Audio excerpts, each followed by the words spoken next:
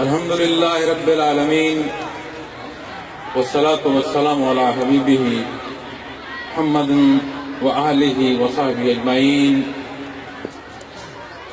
أما بعد فأعوذ بالله من الشيطان الرجيم. بسم الله الرحمن الرحيم. قال الله تعالى في القرآن الكريم والفرقان الحميد: قل إن كنتم تحبون الله فاتبعوني يحببكم الله. وقال الله تعالى: إن الله وملائكته يصلون على النبي يا أيها الذين آمنوا صلوا عليه وسلموا تسليما.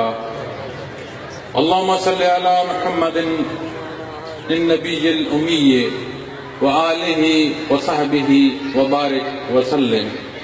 اللهم سبحانك لا علم لنا إلا ما علمتنا إنك أنت العليم الحكيم. مولاي صل وسلم دائما أبدا على حبيبك من دانت به الأسر. قابل صد احترام احباب گرامی، السلام علیکم ورحمۃ اللہ.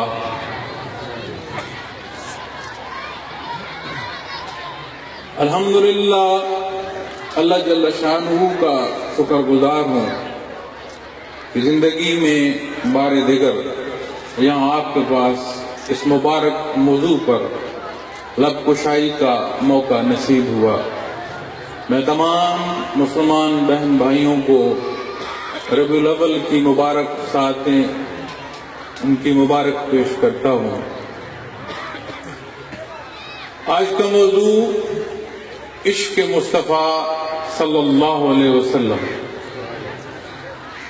آیا کریمہ جو میں نے 2 حصے تلاوت کی ہیں، ایک حصے میں اللہ جل شانہ کا ارشاد ہے: اے میرے حبیب، ان تمام لوگوں کو آگاہ فرما دیجئے جنہیں اللہ کی تلاش ہے. اے میرے حبیب، وہ مجھ سے واسطہ چاہتے ہیں، آپ کا اتباع اختیار کریں. وہ مجھ سے واسطہ چاہتے ہیں، میں ان سے محبت کرنے لگوں گا. دوسرا حصہ درود شریف کی فضیلت، نبی کریم صلی اللہ علیہ وسلم پر درود شریف کا پڑھنا. قرآن کریم نص قرآن سے حکم ہے اور بڑا عظیم امتزاج ہے.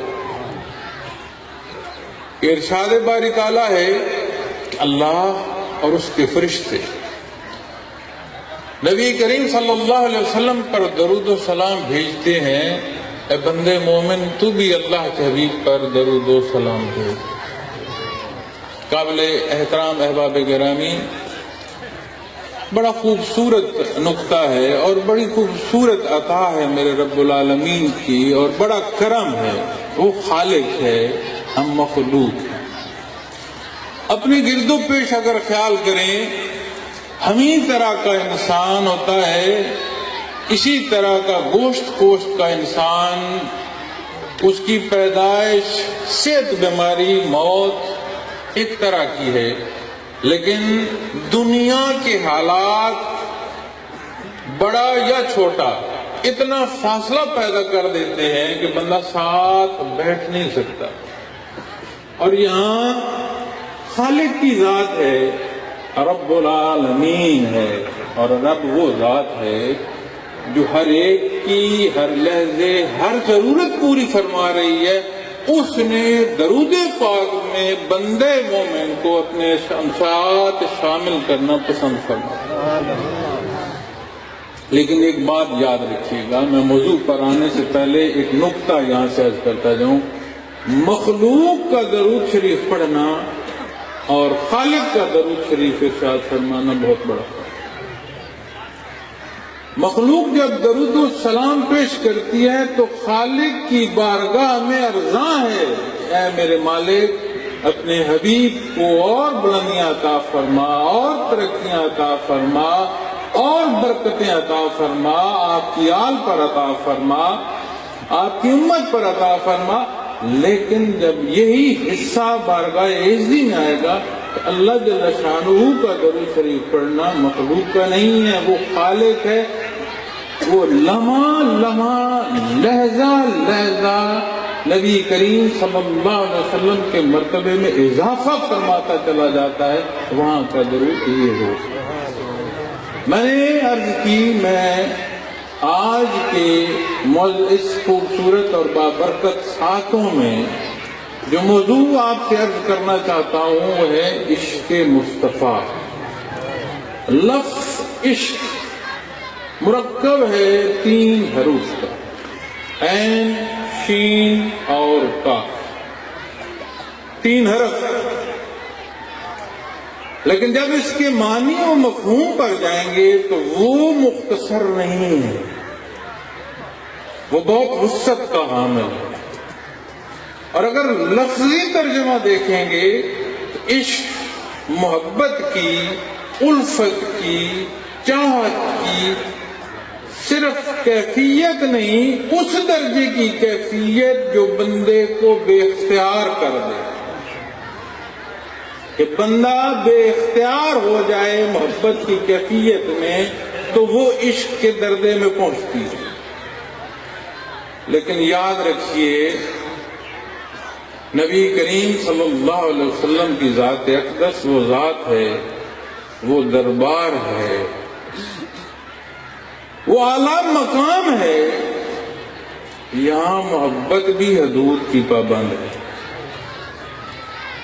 یہاں عشق بھی پابند ہے ان اصولوں کا جنہیں اللہ رب العالمین نے اپنے حبیب کے لیے پسند فرمایا۔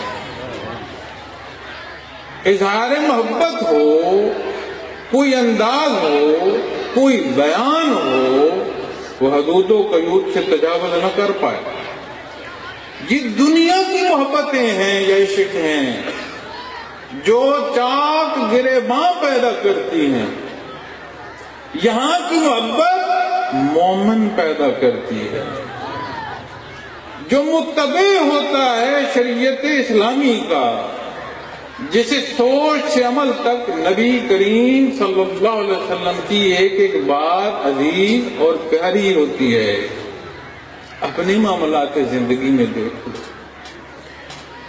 کوئی نوجوان، کوئی بندہ اپنے والد کے ساتھ جگہ جگہ بولے، جگہ جگہ دعوے کرے کہ مجھے آپ سے محبت ہے، آپ سے عشق ہے، آپ سے چاہت ہے، اور ایک بات نہ مان رہا ہو، وہ والد اس اولاد کی محبت کو کس پیمانے پر رکھے گا؟ تو کیسے انصاف ہوگا؟ اتباع محمد الرسول اللہ صلی اللہ علیہ وسلم کا اصول نہ ہو تو اس دعوے محبت میں سچائی ہو نہیں سمجھ آتی۔ پھر یاد رکھیے، یہاں عشق ان حدود کے دائرے میں پابند ہوگا، اور اس عشق تک پہنچنے کے لیے ایک نقطہ یا ایک بات اور سمجھنے کی ضرورت ہے۔ یہ زندگی، پیدا ہونا، صحت، بیماری، لڑکپن، بڑھنا، بڑھاپا، اموات، سورج کا چڑھنا، ڈھلنا، چاند کا طلوع و غروب، یہ تغیر و تبدل، یہ موسموں کا آنا، یہ موسموں کا جانا، اس کارگہ حیات میں کل حیات کا، نباتات کا ایک زندگی کے پہلو، یہ سارا کا سارا ایسے ہی نہیں ہے کہ بے مقصد ہو۔ تمام مخلوقات میں جنوں انس ایک ذات خالق کی، اس کے بعد جتنی مخلوقات ہیں، چاہے فرشتے ہوں، چاہے انسان اور جن کے علاوہ جتنی مخلوقات ہیں، وہ ساری مکلف نہیں ہیں، حدود و قیود میں طے ہے، ایک دائرہ، ایک حکم طے ہے، اس پر پابند ہے، اور تا حکم ثانی یا جب تک اجازت ہے زندگانی کی تب تک چلے جا رہے ہیں۔ بشر پر جب بات آئے گی تو صدقہ محمد رسول اللہ صلی اللہ علیہ وسلم مکلف مخلوقات جنوں انس دو ہیں، پھر جنوں انس میں عظمتیں اللہ نے اس بشر کو عطا فرمائی،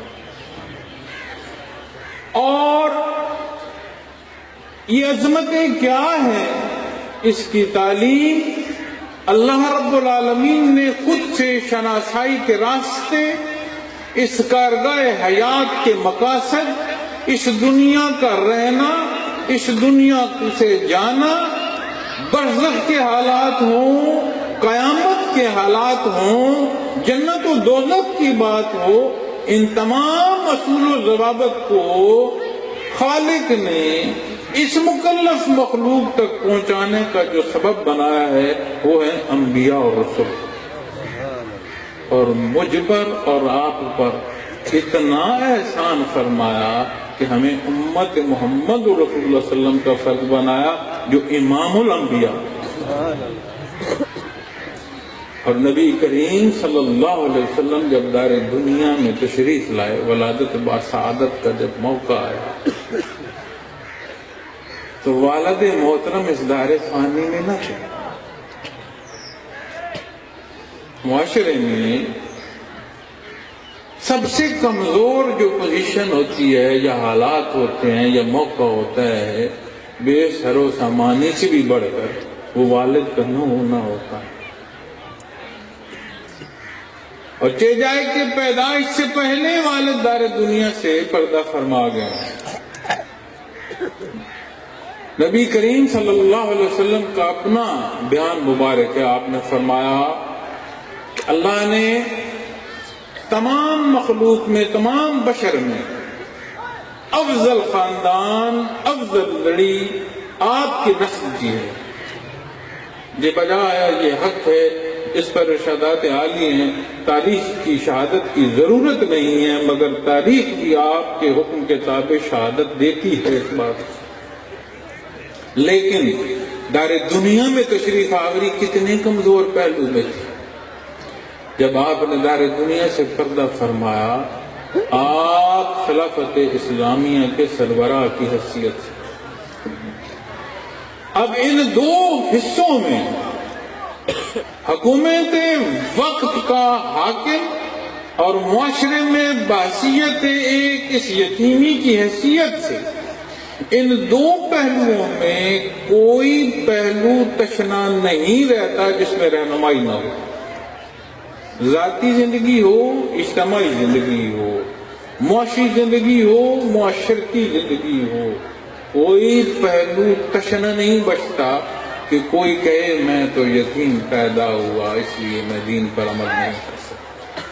کوئی تو کہے کہ میں وراثتاً خاندانی حکمران ہوں، میرے لیے ممکن نہیں ہے یہ رکوع و سجود.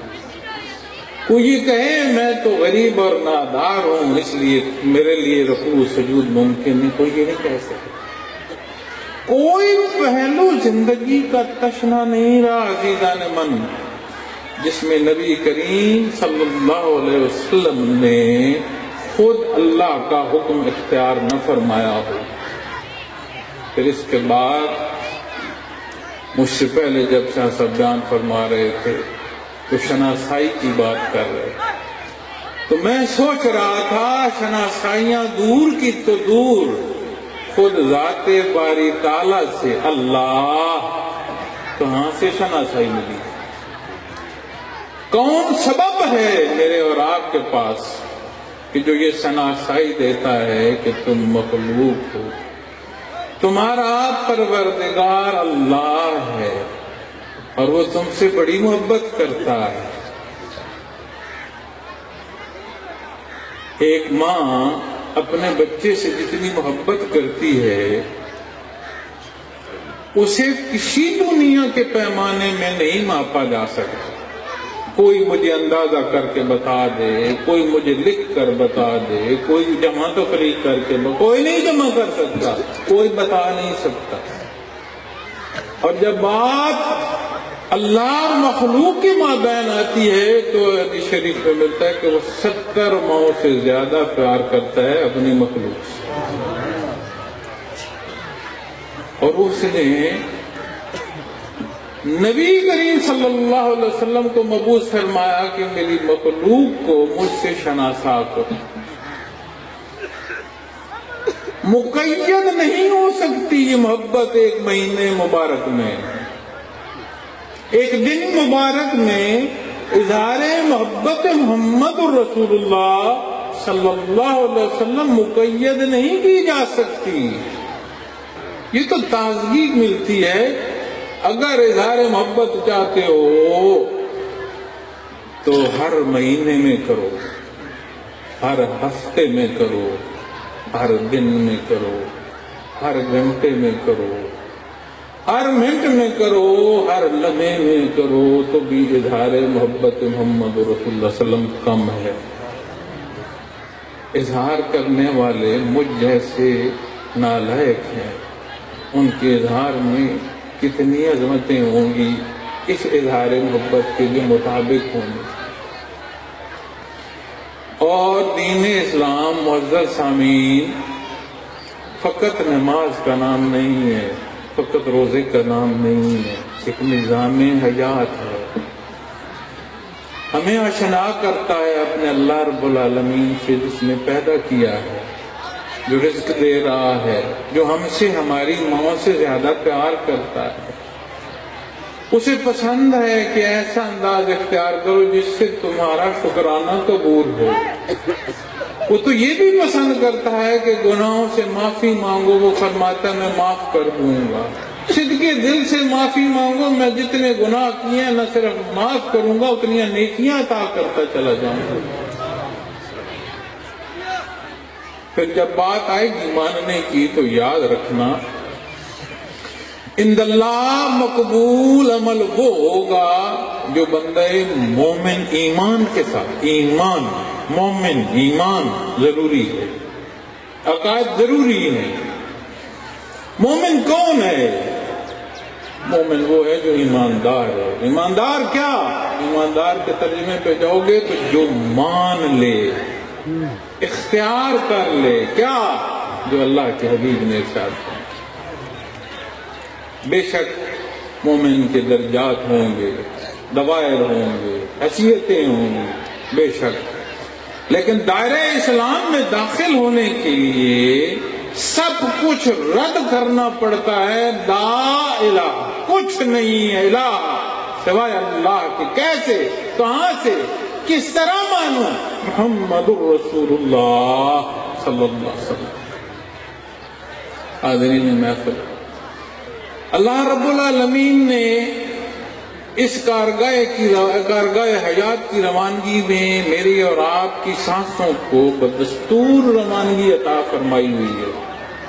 یہ بڑی قیمتی سانسیں، انہیں عشق مصطفیٰ سے مزین فرمائیں، وقت ضائع نہ کریں۔ میں خود دنیا کے معاملات میں، کاروباری حیات میں، لین دین میں، سیاست میں، دوستی دشمنی میں، ہر پہلو سے زندگی بسر کی ہے۔ بہت زیادہ نہیں ہے، لیکن حضرت متضلع علی کا مزاج آپ کی زندگی کا ایک ایک حصہ پہلو جس طرح بسر کیا، بچے لامحالہ ان قدموں پر چلنے کی کوشش کرتے رہتے ہیں، چاہے ڈگمگاتے رہیں، چاہے وہ قدم اس درجے کا نہ ہو، لیکن کوشش رہے۔ میرا دل بھی چاہتا تھا کہ اس دنیا کو سرنگوں کیا جائے۔ جو جو وقت گزرا، جو جو اللہ نے دین کی سمجھ دی، جو جو اللہ نے عشق مصطفیٰ کی کوئی ایک ایک نقطہ عطا فرمایا، کوئی ایک ایک رمق عطا فرمائی، تو سمجھ آئی نہیں بھائی، یہ دنیا کا مالک رب العالمین، یہ اس کے دست قدرت میں ہے۔ ہمارے پاس تو اپنے وجود کی بھی ایک محدود سی حیاتی کا اختیار ہے، نہ پیدائش کا اختیار ہے، نہ صحت و بیماری کا، نہ شکل و صورت کا، نہ رنگ و نسل کا، نہ وفات کا اختیار کیا ہے۔ تو سمجھ آئی اپنی حیثیت کو جانو بابا، اور اس نہج پر زندگی بسر کرو، اس طرح اس کے حضور سجدہ ریز ہو جہاں وہ پہچانی سجدہ ریز ہوئی جس کا کلمہ ہم پڑھتے ہیں، جس ہستی کے ساتھ اظہار محبت میں یہ محفل کا انعقاد ہوتا ہے۔ اللہ ملک صاحب کو استقامت دے اور اس کی برکات سے اس کی برکات عطا فرمائے، لیکن یہ کوئی حق نہیں ہوگا کہ میں آپ کو ایسی باتیں ایسا باز کر کے چلا جاؤں کہ آپ میری تعریف میں کلمات بولتے رہیں اور میں اس حقیقت کو بیان نہ کروں کہ ہم مسلمان ہیں، ہم کہاں کھڑے ہیں، ہمیں کس راہ کو جانا ہے۔ یہ دنیا ہمیشہ نہیں ہے، یہ وہ حقائق ہیں حاضرین محفل جو میں نہ بھی چاہوں تو میری زبان سے یہ باتیں نکل آتی ہیں۔ میں سب کوشش کرتا ہوں کہ ایسی حقائق جس میں ہماری کمزوریاں ہیں، میں کوشش کروں کہ سب کو نرمی سے باتیں، نرم حالات بیان کروں، لیکن یہ حقائق ہیں۔ تو میری یہ گزارشات کا مقصد اگر میں مختصر کروں تو یہ ہوگا کہ میرا اور آپ کا دعویٰ ہے کہ میرے اللہ، میرا اور آپ کا دعویٰ ہے میرے محمد رسول اللہ صلی اللہ علیہ وسلم۔ جب اسلام کی بات آئے گی تو وہ مولانا کا ہو، جب اسلام کی بات آئے گی تو حاضرین مجلس وہ بھی میرا اور آپ کا ہے۔ اور یہ عشق مصطفیٰ کا واسطہ اس طرح جوڑو، یہ صرف اس دنیا میں نہ کام آئے گا، جب لحد میں اترو گے تو وہاں وسیلہ آپ کی ذات ہوگی۔ جب روز محشر جاؤ گے سارے حساب کتاب کرا لو گے، شفاعت محمد رسول اللہ صلی اللہ علیہ وسلم کے بغیر پل صراط سے پار نہ ہو سکو گے۔ آج موقع ہے، کتنی محنت کرتے ہیں دار دنیا کے علوم کے حصول کے لیے، روزی کے لیے، روٹی کے لیے، اور اللہ فرماتا ہے میں نے اپنی مخلوق کا رزق طے فرما دیا، حیاتی طے فرما دی، اس نے جتنے قدم اٹھانے ہیں وہ طے فرما دیے، جتنی سانسیں لینی ہیں وہ پابند فرما دی، اور ہم کہتے ہیں نہیں میں اپنے زور سے رزق لے رہا ہوں، میری جہت ہے کہ دنیا میں مجھے مقامات مل رہے ہیں۔ ایسی بات نہیں ہے، میرے اور آپ کے حصے کا جو کام ہے وہ پتہ ہے کیا ہے کہ میں اور آپ اتباع محمد رسول اللہ صلی اللہ علیہ وسلم کی طرح اختیار کریں۔ اور میری یہ دعا ہے اللہ ایسی خوبصورت محافل کے صدقے ہمیں وہ سمجھ عطا فرمائے جو ہمیں حقیقی عشق مصطفیٰ صلی اللہ علیہ وسلم کی طرف راغب کرے، اور نبی کریم صلی اللہ علیہ وسلم کا واسطہ بے شک ایسا نہیں ہے کہ بندہ سمجھے میں نے حب سے ہی لینا ہے، وہ میرے مالک کی عطا بھی ہے، وہاں عطائیں بھی ہیں بے شمار ہیں۔ آپ کی حضور ایک شخص حاضر ہوا، بغض تھا، دشمنی تھی، مقصد نبی کریم صلی اللہ علیہ وسلم کو نقصان پہنچانا تھا۔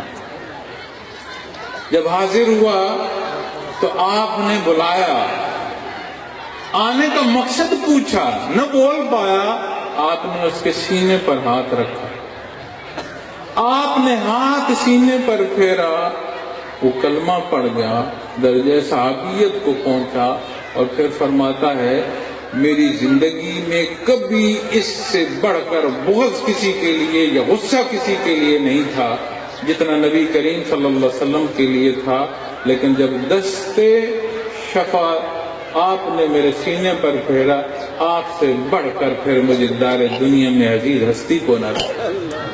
بے شک وہاں عطائیں ایسی ہیں، لیکن میں اور آپ اگر گناہوں میں لت پت پھرتے رہیں اور یہی دیکھتے رہیں، کہیں ایسا نہ پوچھ لیا جائے ہم سے کہ تمہیں حکم کیا تھا اور تم کہاں چلے گئے۔ بے شک معافیاں بھی وہیں سے ہیں، عطائیں بھی وہیں سے ہیں، اور نہ ماننا اگر پوچھ لیا تو ہم کہاں چلے گئے۔ اس زندگی کی قدر فرمائیں، محبت سے رہیں، کوشش کریں کہ جھگڑا نہ کیا جائے۔ میں نہیں کہتا کہ کوئی اپنا حق چھوڑے، لیکن اظہار محبت، راستہ جلتا، ایک دوسرے کو راستے میں گاڑی کراس کرنے میں جب ہمارا مزاج تیز ہوتا ہے تو جھگڑا ہو جاتا ہے۔ دین کی کون ہماری مانے گا؟ ہم جھگڑیں گے۔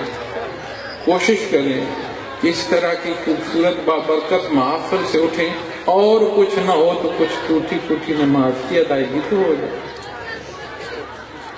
اللہ پسند فرماتا ہے کہ میرا بندہ صبح ہو، کام پر نکلنے سے پہلے آئے، مجھ سے باتیں کرے، میں اس پر اپنی عطائیں کروں، دن بھر اپنی مصروفیات میں پھنسا ہو، پھر آئے میں پھر عطائیں کروں، شام میں وہ کام بند کرے، پھر آئے میرے پاس آئے، مجھ سے باتیں کرے، مجھ سے ہم کلام ہو۔ کیوں فرماتے ہیں کہ پڑھتے نماز کے سامنے سے مت گزرو؟ اس لیے کہ وہ بندہ اپنے اللہ سے ہم کلام ہوتا ہے۔ شام ہو، کام ختم ہوا، سونے جا رہا ہوں، پھر میرے حضور حاضر ہو جائے۔ کتنی عطائیں ہیں، اور ہم سمجھتے ہیں کہ شاید یہ تو مشکل ہے، امتحان ہے۔ نہیں، یہ اس کا کرم ہے، اس قابل کرتی ہیں کہ عشق مصطفیٰ کی حقیقت کو بندہ پہنچتا ہے۔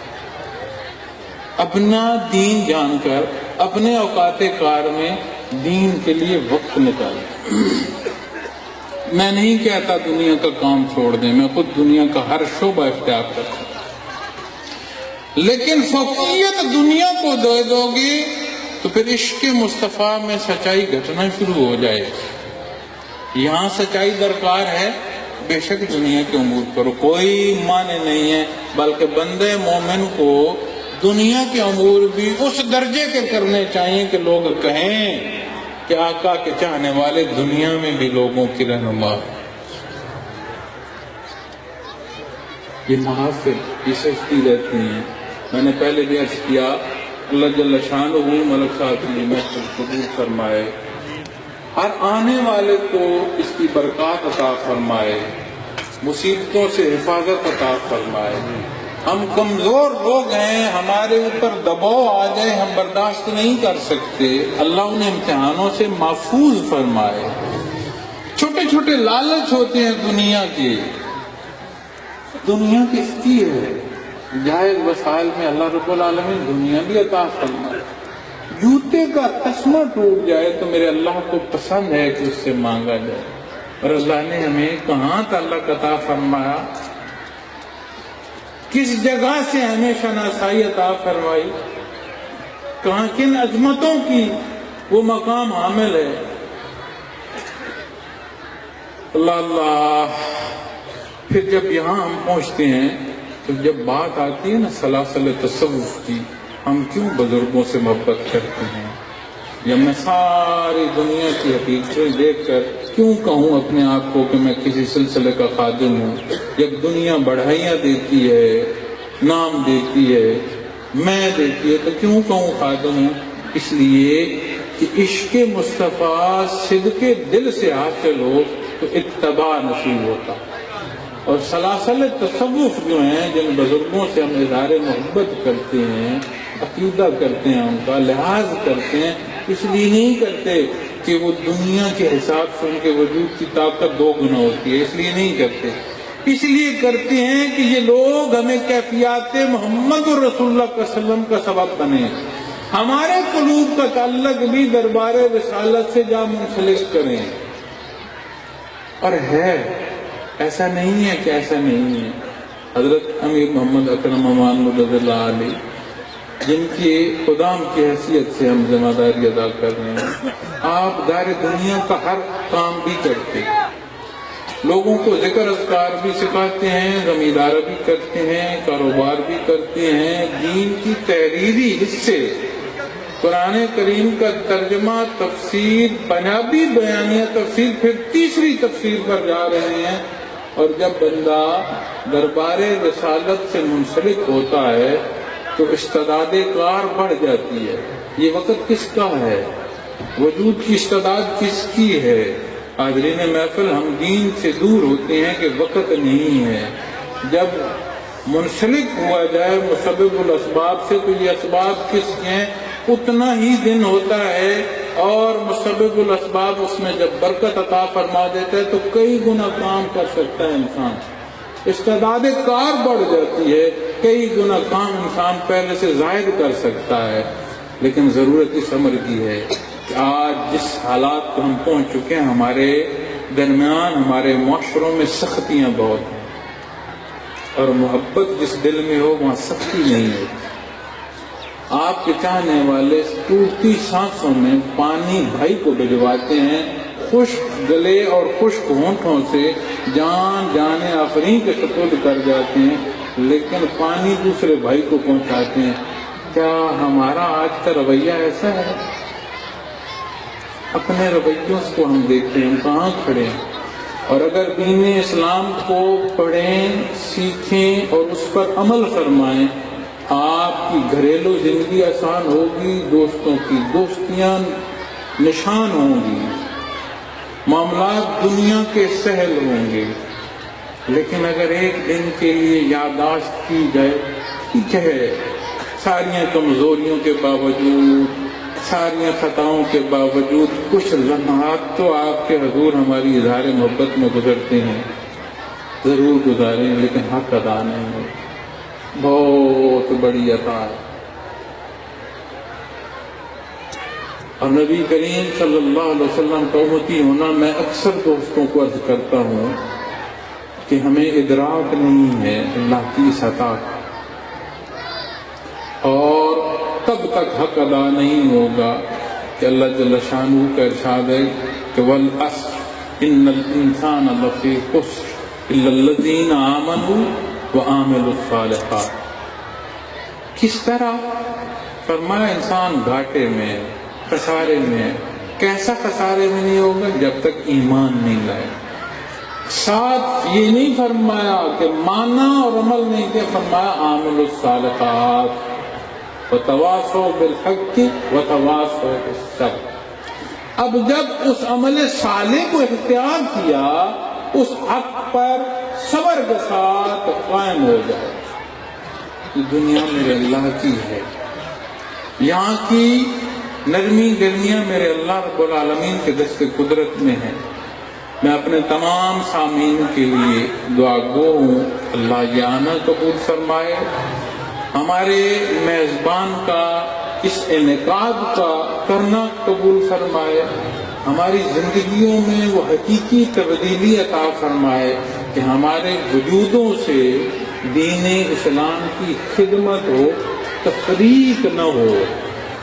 اور یاد رکھنا، دار دنیا کے امور میں مثال ہو۔ یہ کو نہ کہے کہ نماز روزہ کرنے والا یا عشق مصطفیٰ صلی اللہ علیہ وسلم کا اعادہ کرنے والا دنیا میں کمزور ہے۔ اور میری دعا ہے کہ ہم جیسے جو بیمار ہیں، اللہ پاک انہیں شفا کاملہ عطا فرمائے۔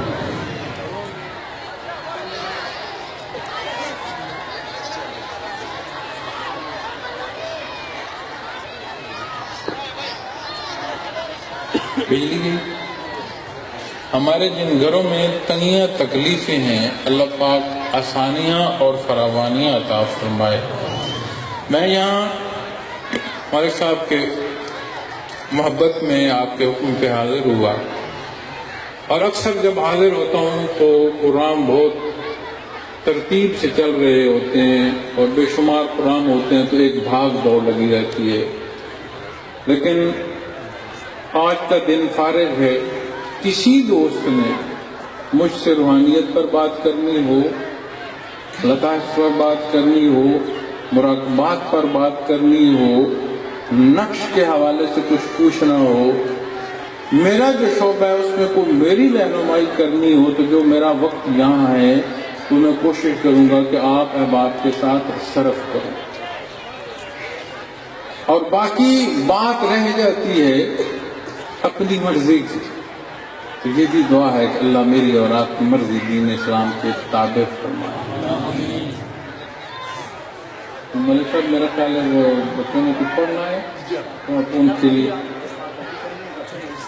اچھا، تو اسی کے ساتھ میں اپنی بات کا اختتام کرتا ہوں۔